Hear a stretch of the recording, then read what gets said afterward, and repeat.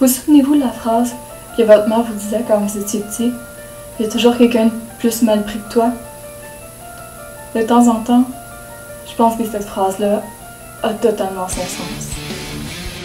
En sachant que tous les jours, il y a 3 millions d'animaux qui sont morts pour l'élevage et qu'il y a 402 000 naissances pour 170 000 décès, dans ces décès, on peut compter 3 000 suicides par jour, 24 000 personnes mortes de faim, 8 000 personnes mortes du sida et 19 000 morts au total en Afrique.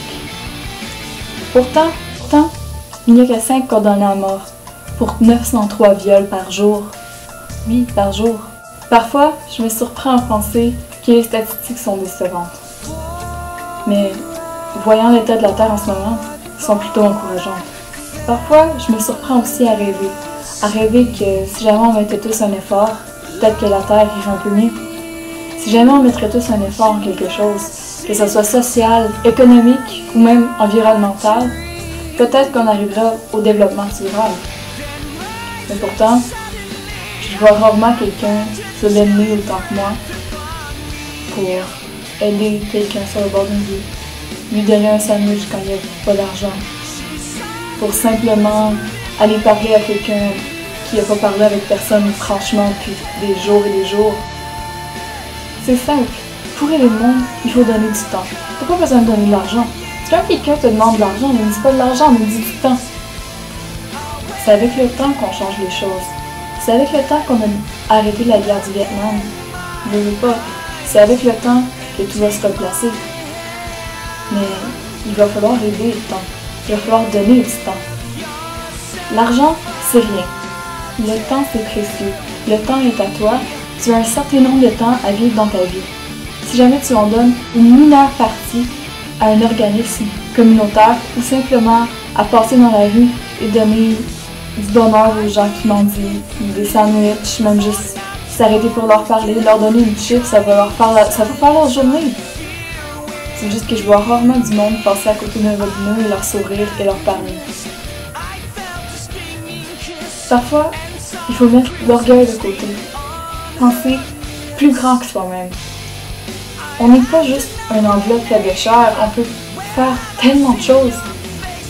C'est pas parce que tu vis, que tu as des besoins primaires, que tu peux pas aider quelqu'un qui en a d'autres. Si jamais la race humaine est faite pour être plus évoluée, pourquoi ne pas juste simplement le démontrer? Si jamais vous voulez démontrer que la race est bonne, laissez pas les atrocités dans le monde continuer. Si jamais il faut ouvrir vos yeux, si jamais c'est ça qui manque, vous pouvez aller voir n'importe quelle statistique, ça va vous le prouver. Personnellement, j'ai une théorie sur ce qui se passe dans le monde, j'ai une théorie sur comment on pourrait sauver les gens. J'ai ma propre théorie, tout le monde a la leur. Je vais vous conter ma théorie un minimum, juste pour que vous compreniez l'essence de où on est chercher la théorie. Si tous les jours on tue 3 millions d'animaux pour l'élevage et pour le bétail, ça prend environ la moitié des ressources de céréales de la Terre. Avec ce nombre de céréales-là, on pourrait nourrir environ 18 millions de personnes, ce qui veut dire qu'on pourrait nourrir presque toute l'Afrique.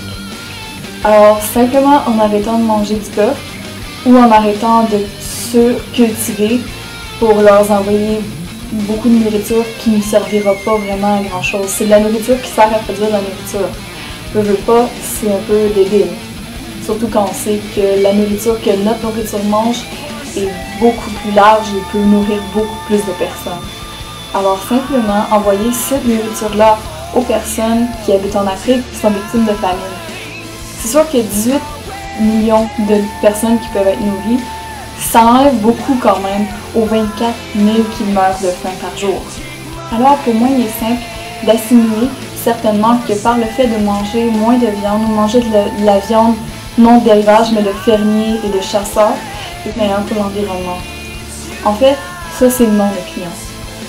Mais je suis ici en ce moment pas pour vous donner la mienne, mais pour que vous forgiez la vôtre. Si jamais tout le monde a une opinion sur la planète qui est constructive et pour la changer, c'est sûr que le monde va changer d'ici très peu. Sur ce, je vous souhaite une bonne soirée et je vous dis, c'était ici les jeunes.